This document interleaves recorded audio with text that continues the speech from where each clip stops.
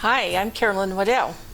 Hi, I'm Glenn Waddell with Sawdust Alpacas, and we're in Fallon, Nevada. In 2009 there, we decided to go into the alpaca business, and so we bought 4 alpacas. 3 of those were pregnant. All of a sudden there we had 7 alpacas right from the get-go. And this is in 2009. I was getting ready to retire from the carpenters. I thought it would be a good time to start something new. So we started in Reno, Nevada. We were in Lemon Valley for a number of years, and 2 years ago we moved here to Fallon. And so we have a pretty good breeding program, and this board here helps us keep track of what's going on. We also keep it in the computer. Okay, so right here we have the dozen names here of our alpacas and who they are bred to, and then and we have a due date, and then we have the date of birth and whether they were boys or girls, and some notes and the colors. So we have this represents 2 different ranches, ours and Stacy Payne of Old Life Alpacas. And these are all animals here that were born this year, and we actually have 4 that are still due this year, starting the end of this month to next month. But for instance, there, Cookie and Perfect Storm there, Garyana there, was born in February. We had several born in May. This particular one is a matrix girl there, and she was born in May. So we keep real good track of what's going on with in our breeding program, and so we want to reiterate there that we have due dates, and there's 350 days, 11 and a half months of gestation. So it's quite a process there to keep track of what all we're doing.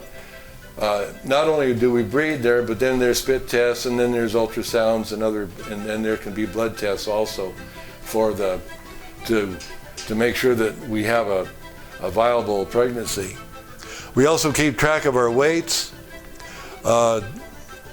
When we bring an animal in here to the barn there, we have a scale right here, and we keep track of our weights, and it's a 500-pound animal scale, and then so we can bring them in and out. So alpacas do not have a regular production cycle. They are induced ovulators, which means that the male makes an orgling sound that induces the female to start producing the eggs for ovulation.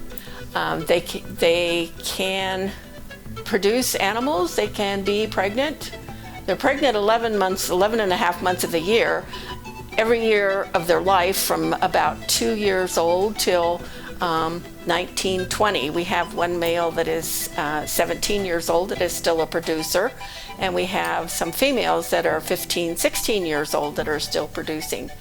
But they like to be pregnant, so 3 weeks after a cria is born, you can breed them again.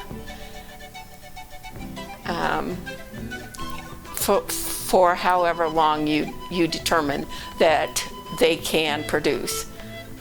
All of these animals that we have here are registered, they're named, and they're microchipped. We do all that ourselves. We're registered with AOA, and it is one of the largest, it's the largest registry in the United States. We're compatible with all the horse pedigrees that go on and on and on. In the United States, we have about 400,000 registered alpacas, and they all have, with the EPD program that's carried on, which we can have tested for, and that's the EPD is a estimated prodigy differences, and so it's just another tool for us to figure out our best breeding that we're going to do. Out here we have animals there that are bred back east in Pennsylvania, Maryland. We've done breedings there for people in Kansas. We've done breedings and around here, with all of our animals. We buy, we sell, we breed, we adjust. We have it's quite a program. We have a shearing program in May. We bring in other ranches come here. With our 40-some animals that we have, we had over 70, almost 80 animals that we sheared this year, and we have a traveling shearer, and this guy came from Colorado, and he's a traveler, of course. And 2 days before he was here, he was in Spokane. So he doesn't let the grass grow. He got down here to Reno, did a ranch in Reno, 30-some animals there, and then the next morning he was over here, and that day we did almost 80, and we were done in 6 hours. Of course, we had a lot of people here that other owners that brought their animals, they stayed here and helped. So it was quite a crew there to get everything in, and it worked out fine. So behind us here in this room, we have part of the results of our shearing. Some has gone to the Alpaca Coalition of America for their fiber testing and baling program. We've sent some off to different places for fiber shows, and this is what we still have to skirt and go through for processing. Some of this fiber will go to Black Rock Mountain Alpacas and Fiber Mill, of which we are now part owner. Our ranch is open usually from 10 until 4 if they call 775-830-2992 and let Glenn know they're coming.